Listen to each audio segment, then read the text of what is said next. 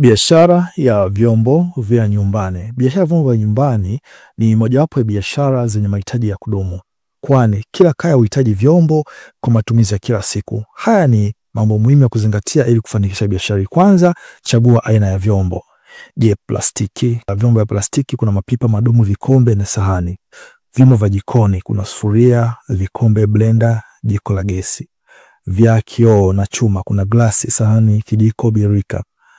Samani ndogo ndogo kuna meza za chai, kabati za plastiki. Kwa chagua aina gani ya vyombo unataka kuuza. Je, unauza zote hizo nilizokutajia kwenye kundi la plastiki, vyombo vya vifaa vya jikoni, vya kioo na chuma, au samani ndogo ndogo? Unauza aina zote au unachagua aina moja au aina mbili? Inategemea na jinsi ambavyo utataka kufanya biashara yako. Kitu cha pili kuzingatia ni elewa soko lako. Angalia ni vyombo gani vinapendwa na wakazi wa eneo lako.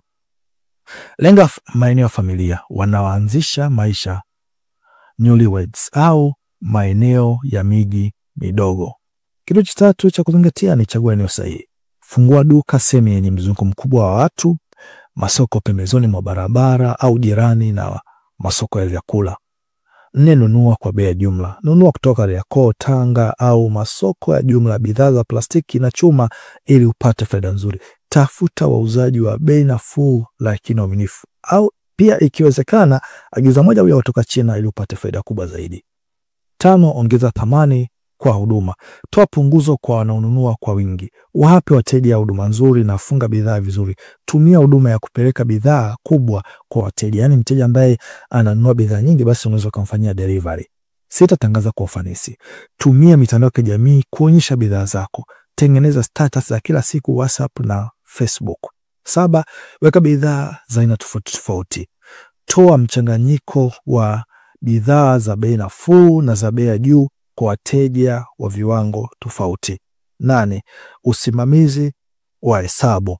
Tumia daftari au app rahisi kurekodi mauzo na matumizi ya kila siku. 9, ubunifu. Tengeneza kombo, kwa mfano jiko na gesi na birika kwa bei pamoja ili kuvutia wanunuzi. Au unaweza kusema kwamba nauza chupa ya chai hii hapa na vikombe hivi na vijiko hivi kwa shilingi kadhaa, alafu unafanya kwa bei ya punguzo ili kuvutia wateja. 10, uaminifu na uadilifu. Weka bei halali, usiuze bidhaa mbovu na zungumza ukweli kwa wateja. Unaona, ukizingatia haya unaweza kufanya biashara yako ya vyombo vya nyumbani kwa chanzo kikuu cha kipato cha kudumu. Unaona, na hii itakuwezesha kukua zaidi na kuwezesha biashara yako kuaminika na wateja, na itakusababisha wewe kuweza kutajirika. Unaona, baada hayo ni waletee bidhaa hii nzuri kabisa ambayo inatamba mjini kwa sasa. Hii si nyingine bali ni sufuria 5 na frampeni 1. Yani unapata sufuria zikiwa 5, unaona, alafu unapata nyongeza ya frampeni 1. Vyote vinakuwa na mifuniko ya kioo. Na hizo utazipata sehemu nyingine bali utazipata Festus iStore. Na utapata kwa gharama ya shilingi 150,000 tu. Unaona, ili kupata hizo sufuria basi piga simu namba 0699204785. Hizi sufuria ni bora na imara kabisa na zinadabolea kwa chini. Kwa hivyo hufanya sufuria ziweze kutumika kwa matumizi ya aina yote, iwe ya gesi, iwe ya umeme, bila sufuria kulika chini au kuharibika. Unaona, hii sufuria utaipata kabisa kutoka Festus iStore.